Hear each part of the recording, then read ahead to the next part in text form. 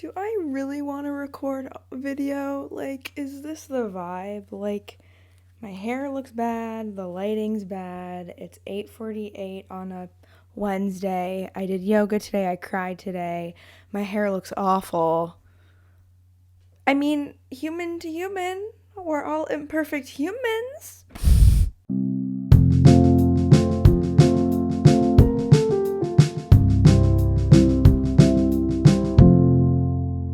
Okay, welcome back to Human, and as you could hear, I'm assuming if you are listening to this, I actually am doing video recordings and uploading them to YouTube. So there's a Human to Human YouTube channel. Go check it out. The link is in the bio. Give it a subscribe. If you prefer to watch kind of people talk or me talk to myself, feel free to listen to the episodes and watch them via YouTube. But if you are enjoying the audio and don't want to see my face at 9 p.m. on a Wednesday after it's been quite a long day, I would not take it personally, and the fact that I am recording this right now with video is an experience.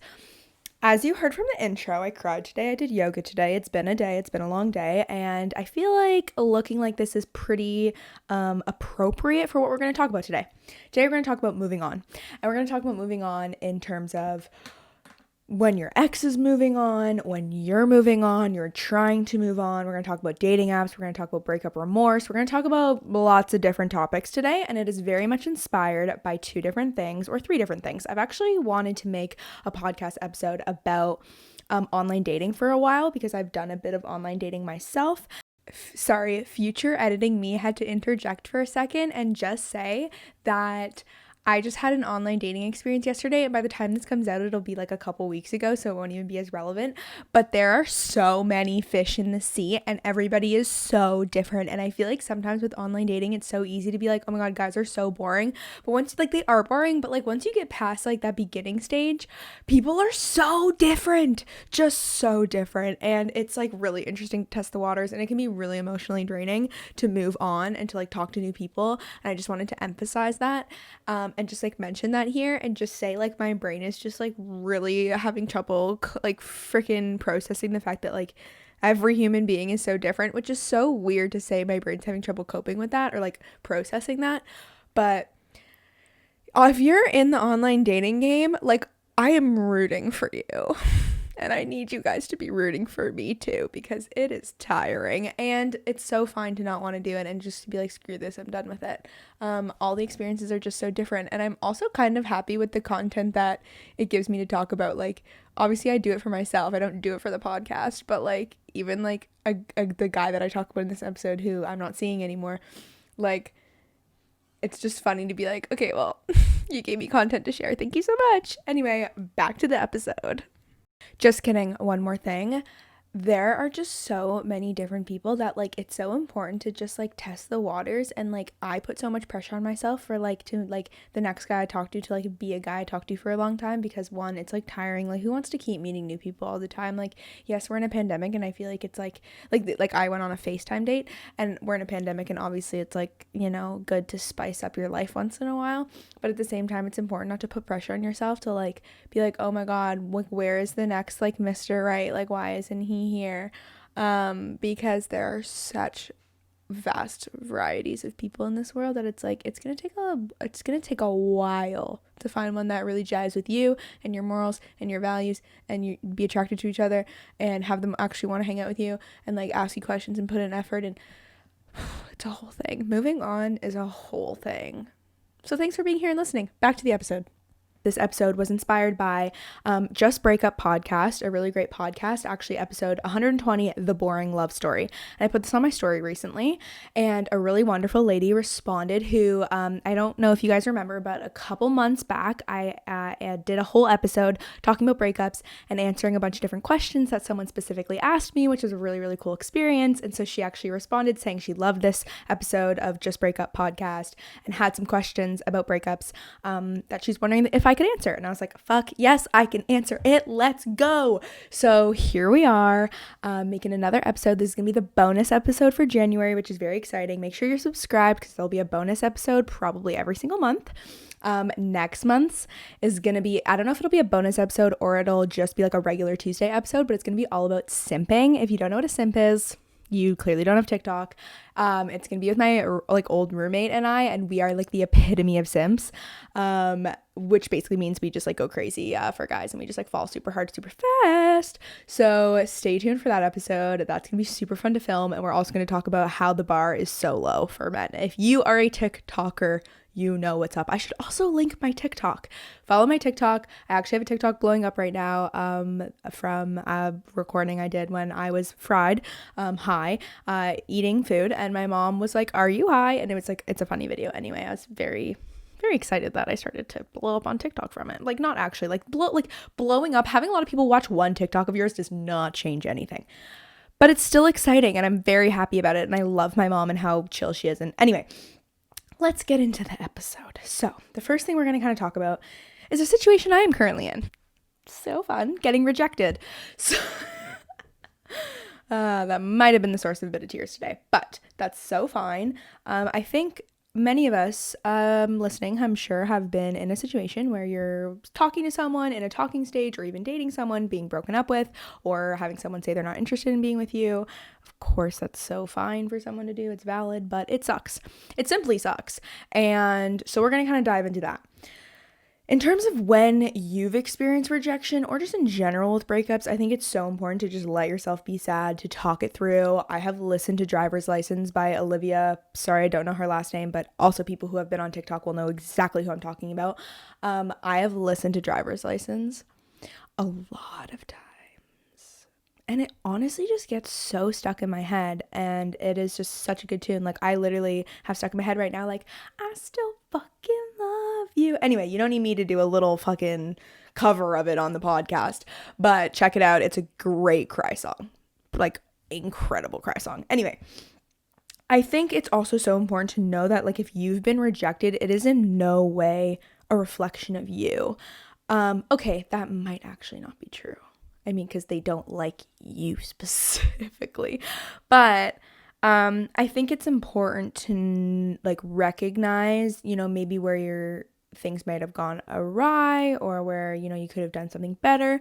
But I think it's so important not to beat ourselves up over someone not liking us and not wanting to be with us, because that's okay. Guess what? Not every person we're going to meet, we're going to want to marry. Not every person we're going to meet, we're going to want to be friends with. Not every person we're going to meet, or not every therapist we're going to meet, we're going to want to be our therapist. So it's important to remember that, like, someone not wanting to date you, or like be with you, or even be friends with you, it doesn't devalue who you are as a person, because you're amazing. And that's so okay that person, like, maybe you just didn't vibe with that person. Maybe it was like meant, like, I think it's meant to be when someone is like, you know what, I don't want to be with you, like, because that's going to set you on a different course. And for me, it's like setting me back on a course to like focus on myself again. Yay.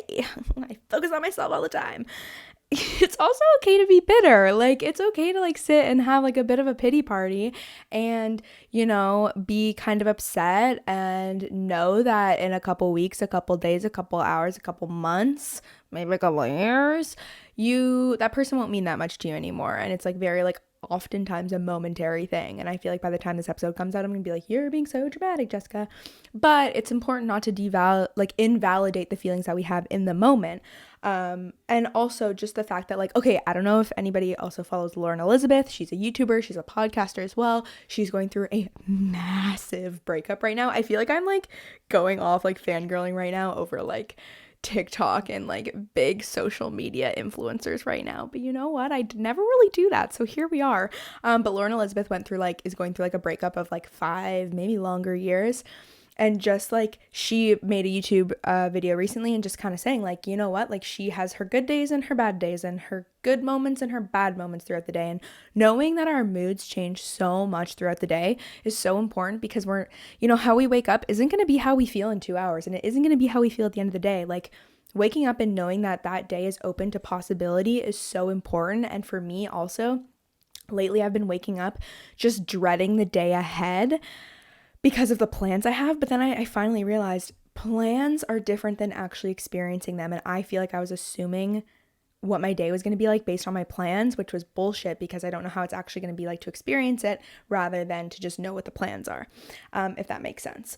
So I think it's important to know that our moods are going to change so much. It's so okay to have the good days, have the bad days, have the good times and the bad times and the hours or days or moments or moods or whatever. And to know that like all our emotions are meant to be felt because like they're all feelings. Like sometimes we think that like all of our good emotions, yay, we're going to feel those, but our bad emotions are meant to be fixed. But sometimes you can't fix it. Going through a breakup sucks, or getting denied sucks. Like going through talking stages too and having talking stages end, or just like all of that stuff, it just sucks. It's emotionally draining. It's emotionally taxing. It's a change in your routine too, not having a person involved in it anymore. And it's okay to be like, this just simply sucks right now. And that's just how it is. So yeah, that's kind of what I wanted to talk about in terms of like if you're in a situation where you're trying to like move on and work through all that kind of shit.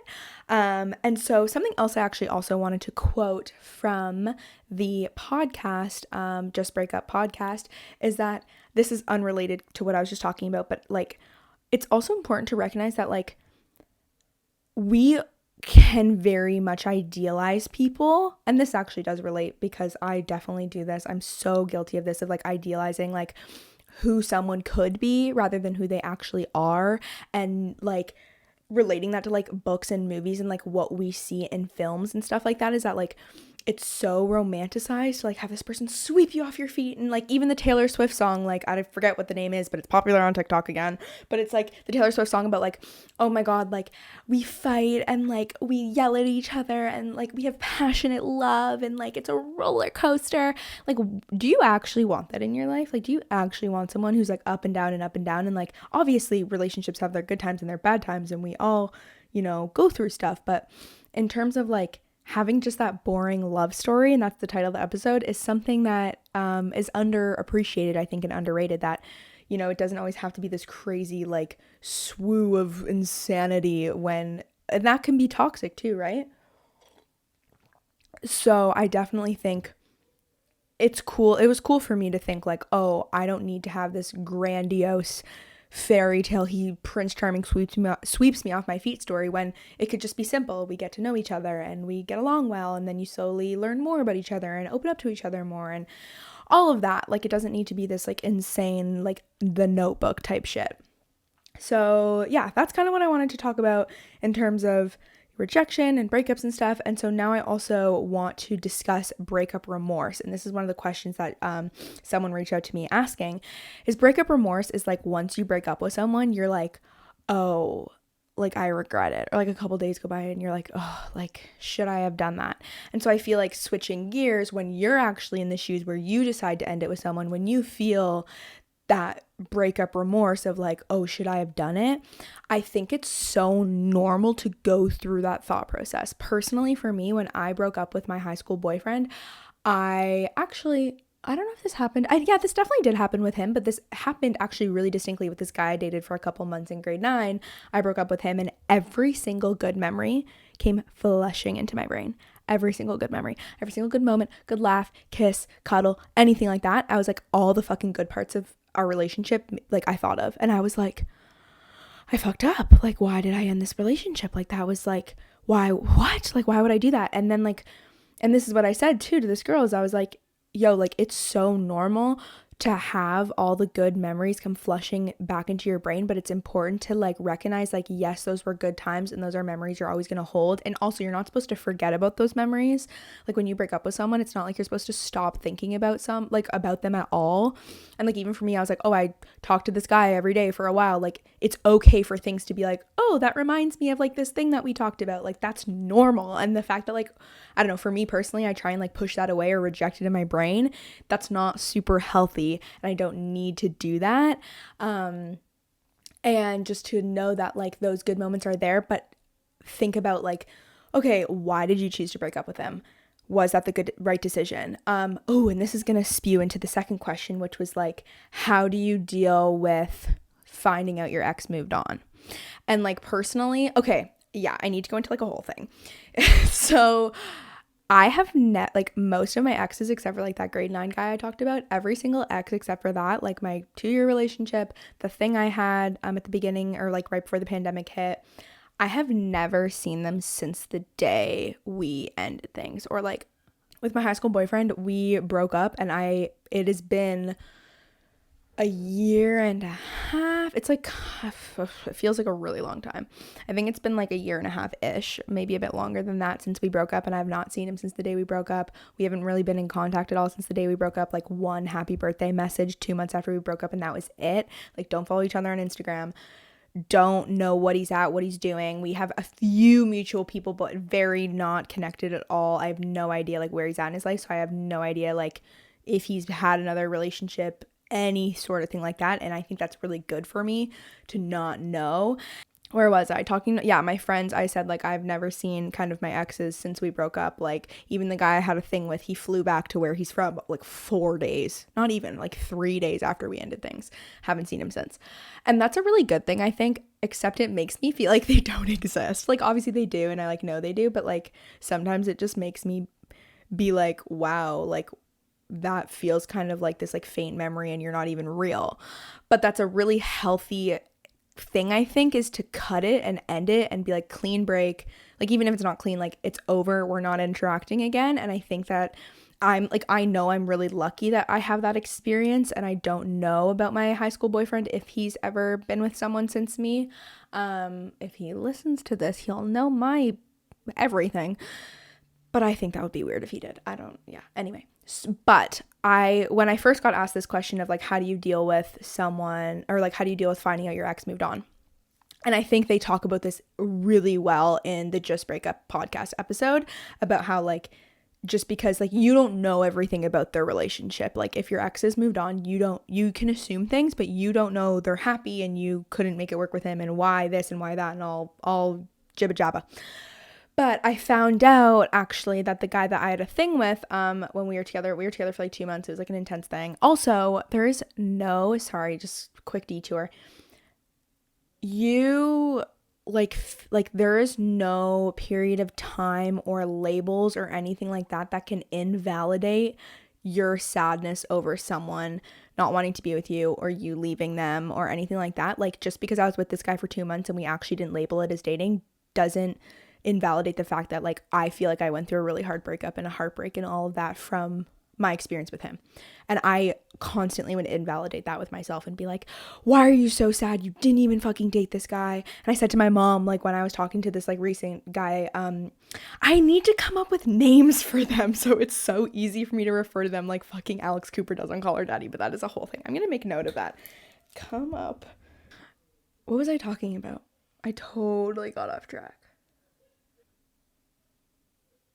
When you break up with someone, feeling breakup remorse is, I remember where we were going with this. When your ex moves on. So I think that like, one, it sucks. Can we just acknowledge that all of this just simply sucks and is hard to deal with and is not fun to deal with and is, you don't need to make light out of all of these situations. Like eventually you probably will, but you genuinely do not need to make light out of these situations when someone says they don't want to be with you or when someone says they think that you're more into them than they're into you. Like, you don't need to make light of these situations when, like, it sucks. When your ex moves on to someone else, you don't need to be like, well, at least blah, blah, blah. Like, it simply is weird and uncomfortable and bizarre to be in a situation to be like, oh, that guy or that girl or whoever that I loved so deeply is now loving someone else. What the fuck? Like, how do you even process that? And so, a bit of a different situation. Well, I think, like, thinking about your own life and the fact that like you're gonna move on at some point, or maybe you've already moved on, and the fact that they moved on is like completely valid. And like I think it's important to like also wish the best for your ex because you loved them for a period of time for a reason, clearly. So like them being happy should be something that, and not should be something that you hope, especially if they treated you like in a toxic way, of course, but it is something that I'm like, for me, I'm like, okay, I recognize that like, yes, things did go south with my high school relationship, but I genuinely wish him the best and hope he's doing well and hope he finds love because he genuinely deserves that 'cause he's a great person. Wow, I feel like I've never said that on the podcast. I've just shit talked to him. He is an amazing person, and I really hope that he is happy and has grown and like loves himself. And so I think it is kind of like good to be like, oh, you know what, if they're happy, that's good, and I hope that like what they have works. But it's also okay to be like, fuck, that's so weird, and like, why am I still single, blah, blah, blah, because trust me, I have done that, like, why am I still single type shit. But the guy that I had a thing with, he had a long-term girlfriend right before me, broke up with her. We had our thing for 2 months, and he went back to his homeland, and my old roommate, and his best friend were still dating for like quite a while, but I didn't really get inside scoop on him because I didn't really like mentally want it. Like I did, but I didn't at the same time. But so like I didn't fully like want that like awareness of like what was going on in his life. But so eventually, like so many months later, like probably 6 months later, I was in Vancouver, and I was like, I feel like he's back with his ex-girlfriend, like the girl he was with right before him and I got together. I'm like, I don't know why, I just have this feeling that he's like back with her. I just know. And I'm like, I wonder if my roommate will tell me if he is. And so then eventually I found out that he did get back together with her. And so that was like like wound to the heart. Like that hurt so much, and was like, especially because that door with him was still pretty open. Not like pretty open, but like even though things ended, like he had said like, oh, maybe in September when both of us are back at school together, blah, blah, blah. So it's like the door was still left slightly ajar. And whether I liked it or not, my brain held on to that part of what he said. And I liked him so much, and he ended things with me that I was like still holding on to that, I think, a little bit. But finding out that he was back together with this chick, first of all, made me be like, I feel bad for that girl, because he has broken up with her and gotten back together with her so many times that like poor chick just like is probably like, get your head on straight. But that's obviously not like a valid, also like legit feeling to have, because I don't know their story at all, so I can't assume that kind of thing. But at the same time too, it finally closed the door. Like despite me being sad and kind of annoyed and kind of like upset and like hurt that like he moved on from me, or like he went back to someone that like I felt like I was like a commercial break. I've never said that, but I think I actually felt like I was like a commercial break, because I was like a 2-month fling in between like a year of dating and then another probably year of dating that's going on currently. But it closed the door, and I think it is a powerful way to take on a breakup, or it's a powerful way to take on the knowledge that your ex has moved on and is with someone else, because I think a part of our brain always holds it open, always holds the, oh, maybe. Even my high school boyfriend, even him, where shit was like not good between us for so long, my brain still goes, I wonder if we'll cross paths in the future. I wonder if we'll ever get back together. Once in a while, my brain does that. And it's okay not to like hold a lot of weight to that thought. Like they said in the Just Breakup episode of the podcast, they said like, sometimes our brain has fucking whack thoughts, and it's okay. We don't need to like put a lot of weight on them. And so like, for me, actually finding out that he got back together with this girl, that he still loves her, all this shit, made me be like, wow, I can move on. And I think that was huge in my healing process. And don't get me wrong, I was still sad for a long while after that. I feel like now I can finally say I've moved on from him. Like, of course, I'll still have moments where I'm sad or whatever, or I miss him or whatever, but I have a much healthier view on it now than I did before. And it took a long time. It took like fucking 8, 9, 10 months. But like, there's no timeline on your healing. Can we emphasize that? There is literally no timeline on your healing. Take as long as you need, because your process is your process. And just like finding out that your ex is back, is with someone else, can be an opportunity for you to be like, okay, I can stop thinking that we're going to get back together. I can stop assuming he's going to come back into my life. I can really focus on myself and like kind of close that door in my brain, move on, and be ready to just like walk away from that situation mentally. And I think it is a powerful experience to like to use it as that. But again, I want to emphasize that I haven't had a lot of experience knowing when my ex gets with someone else. Actually, I am devaluing my experiences, because my grade 9 boyfriend also got with someone like not super early, like at all, but like I knew when he got into a relationship after we broke up type of thing. And it was like a weird feeling to experience. But either way, like however you feel is valid, and just stop invalidating yourself. I think that's what I'm trying to say here. So I'm sorry I don't really have any more thoughts on that though, to be honest, because I wanted to, like, at first my brain didn't like have something immediate to say about it, but I guess like thinking about my experiences more, I definitely do have more input to give. But so overall, do your thing, girl. Like, honestly, take it as an opportunity. If that's what feels right to you, like any advice I give that doesn't feel right to you, throw it out the window, forget about it, live your life. But if it feels right to you to take it as an opportunity to finally move on from them and be like, okay, peace, boy, bye, use it and run with it, and know that they're out of your life and that's okay. And you got you and you're good because you have you. Okay, so moving on from kind of that whole spiel, what else did I want to talk about? I have a random note here that says there's no should or shouldn't feel. Side note, I'm like trying to figure out what I'm doing in the summer, and I feel this pressure that I should have a full-time job in the summer, but I usually work kind of throughout the year, even if like I work in the summer, which like most people kind of do the opposite at school. Like in students, like a lot of my friends don't work at all during the year and then grind and make a shit ton of money in the summer. Anyway, there are no shoulds or shouldn't in your life. Like, you decide the rules. Side note. Okay, so now we're going to talk about kind of like online dating, and that is an aspect to moving on, is when you break up with someone, if you want to start getting out there, or if you get broken up with, if you want to get out there again. And dating apps are a very common part of that. And I've had notes for a little bit that I've wanted to talk in terms of like dating apps and all of that shit. And there's a lot of different ways you can take dating apps. First of all, oh my gosh, I'm so excited about this. I want to explain my view on Hinge versus Bumble versus Tinder, because they're very different.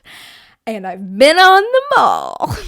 You know what? I was like not proud to say it, but yes, I am proud to say it. Like nowadays, like there's so much like negative association held with being on dating apps at times, especially with like older generations too. Like my mom never understood it for the longest time, and now she kind of does. Like now she said to me the other day, she's like, so you're gonna get back on the apps and get swiping?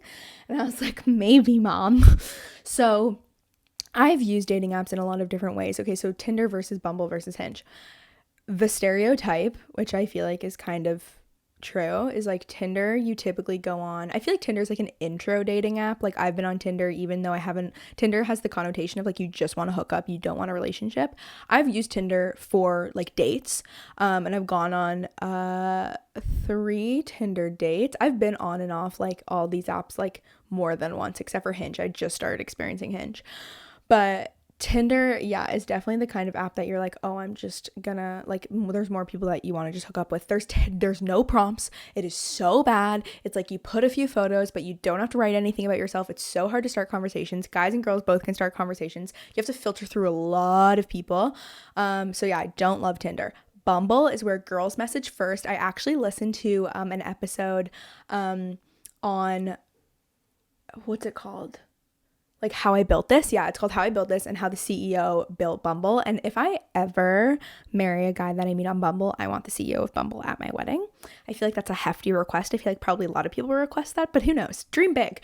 But Bumble, the girls message first. I feel like it's a bit more serious like than Tinder. It's like very feministy, which we love. It has better prompts. Like it has more prompts on your profile, but you don't have to put prompts. So I hate the guys that like don't have prompts or a bio, because I'm like, what am I supposed to say to you? Like literally, how do you want me to start a conversation? Hi, how are you? Or like, hi, what do you go to your school for?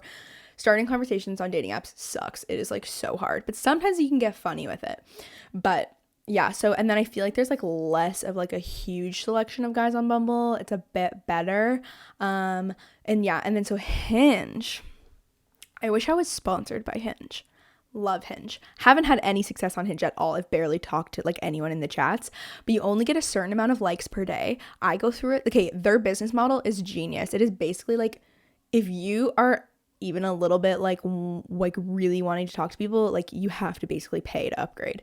So you like, sorry, I'm trying not to go into too deep of an explanation, but you see a bunch of guys, all the guys or girls or whoever. I find the guys way more attractive on Hinge. Not really sure why. You have to have prompts. You have to have 6 photos. Like it's so much easier to start conversations. You only get so many likes a day. I go through those likes so fast. I feel like it's like 20 likes or something, and then you have to pay to upgrade more. Your likes restart every day. You get a rose every week. You have a completely different like curated group of guys or people. Sorry, I'm saying guys because like I have guys. I'm looking at guys. But you have a completely different curated group of people that you can only send a rose to and you can't send a like to, and you only get 1 rose a week, and you have to pay to upgrade more to get more roses. So it's like all of these hot people that like Hinge sees your matches and like it's like, let's curate it so these are people we think you'll actually like. So you're like, oh, I like all of them. You can only send them 1 rose a week. It is crazy. But Hinge is kind of known to be like the more serious one. Like one of my good friends, she's been on like 2 Hinge dates recently. Social distance walks. But yeah. So anyway, so dating apps. I feel like there's so many different approaches you can take. For me, I've been so overwhelmed on them before, like so overwhelmed. Like there's so many options. Like, how do I even filter through all these dudes? Like, whoa. And I've also used it as like a confidence boost, but I've also used it in like a negative way where it's like if I feel like I've talked about this on the podcast before. I have deja vu so many times when I do this. But in terms of like seeking validation from like who like matches with you and stuff, like I think it's just important to get clear on like what you want it for. And I can get really lost in the swipes. Similar how you can get lost in scrolling through TikTok or Instagram or Uber Eats, even like all that kind of stuff. Sorry, one time I scrolled through Uber Eats like it was Instagram and it was just a negative experience. But so I think it's important to know like kind of why you're using it and why you're like putting that out there. But I also like clearly, because I'm talking about this, I'm trying to destigmatize like using dating apps. Like I've heard people say this and I feel like it's kind of true that like if you want a job, you're not going to wait for the job to come to you. You're going to go out and get the job. If you want to buy a house, like you're going to go search for houses. If you want a boyfriend, I feel like you need to play the field and see the waters. And at the same time, I just love the like philosophy of like, it comes when you're not looking. But guess the fuck what? We're in a global goddamn pandemic. No one is gonna come if you're not looking because you're not seeing anybody except for the people you live with. So if you really want a boyfriend right now, you gotta get looking. Yeah, so I kind of like, I saw this TikTok the other day too that was like, it was like the voices from The Notebook and it's like, what do you want? What do you want? And it was like hoe face or a relationship and it's like, I don't know what I want. And that's me. It's literally me, but I do know what I want because I've talked to my therapist about it and I actually don't like having hoe faces. There's nothing wrong with a hoe face. Love a good hoe face. Sometimes I'm like, I wish I could not get emotionally attached to someone I sleep with, but I do. It's just how I work. Wow, I'm going on so many tangents on this episode. We need to wrap this up soon. Either way, I think there's nothing wrong with putting yourself on dating apps to get yourself out there. I feel like if it also like for me, like it sometimes puts me in a bad mood to get swiping on the apps. And my old roommate like was like, then why are you swiping? Stop swiping if it puts you in a bad mood. Like, why are you doing that? So I think there's nothing wrong though with putting yourself out there. It can be a good ego boost. It can also be really draining and life sucking. So just stay present with like how you feel and what works best for you, and knowing that you do not need to get out and get playing the field after you go through a breakup. You can take as long as you want. There's no reason to rush.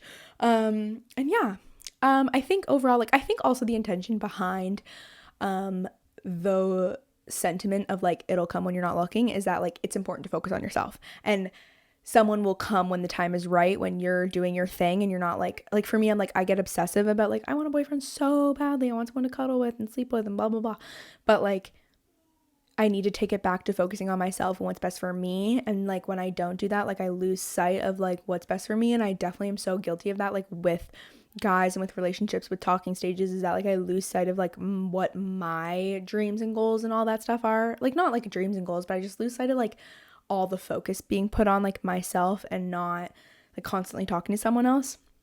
But so either way, yeah, thanks for listening.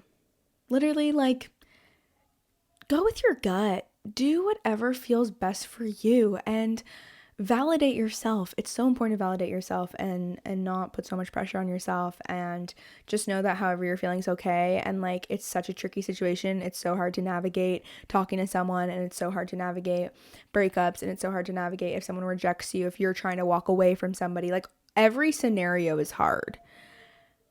Oh, they're so loud. And that's life. And I have not been in a relationship, like a boyfriend-girlfriend relationship. Like, I don't know what it's like to get into a relationship anymore, because the last time I actually started officially dating someone, I was 15 years old and I'm 19. I'm turning 20 in like 2 months. Like, I was 15 years old the last time I got into a boyfriend-girlfriend relationship. And that is terrifying to think. We dated for a long time. Like, we broke up when I was 18, but like, nowadays, I don't know how long talking stages last. I don't know what's like quote unquote normal, even though there's not really a normal, but I know that like it's really common now to like talk for a super long time before you even end up dating. And I just think I get really impatient. I think patience is so important in life, and I need to work on that so much. And yeah, that was just a long spiel, but I really hope you got value from it. It was therapeutic for me to just blurt it all out. I hope it reached you in some way. Feel free to send me any questions. I fucking love getting questions to answer. If you watched this, congratulations. Like, I kind of love that I'm just sharing the fact that I look like, I don't look terrible, but I'm just obviously, you'll see me now compared to the Zoom calls that I do. Like, I don't show up to a Zoom call with my hair up. For the people listening, it's my hair up and I have no makeup on and I look pretty tired and my hair is in a weird bun and it's a whole thing. But anyway, I appreciate you. I appreciate you tuning in. It's a gift to do this. I feel so grateful to do it all the time. And it is really cool to feel like I get purpose out of like being sad or going through shitty things, or, you know, just the fact that like hopefully I can comfort someone in some way if they've gone through something similar or are going through something similar. Please, if you like the podcast, subscribe to it on Apple Podcasts. If you're on your mobile device, scroll to the bottom, click leave a review, and type up something however you feel about it. Put it out there. It really helps just like promote the podcast on Apple Podcasts, but also if you subscribe on Spotify or Google Music or playlists or podcasts or whatever. I'm on a lot of streaming platforms. I try and put myself on most of them. Also, check out the Human to Human YouTube channel that this is being visually shown on. Follow at Human to Human Pod on Instagram. Follow at Jessica J. McDonald on Instagram. I also have a personal YouTube where I post fun compilation videos. And overall, never hesitate to slide into my DMs. I love hearing from people who listen to the episodes, comment on my photos, like them, share them, tell a friend if this helped you in any way. And I will see you every Tuesday and for a bonus. So yeah, thank you for being here, and I will talk to you soon. If you don't know, I'm your host, Jessica McDonald. And yeah, I hope you are moving on in a healthy way that feels right for you. Moving on from any sort of relationship, talking stage thing, person, friendship is hard. And it's okay that it's hard.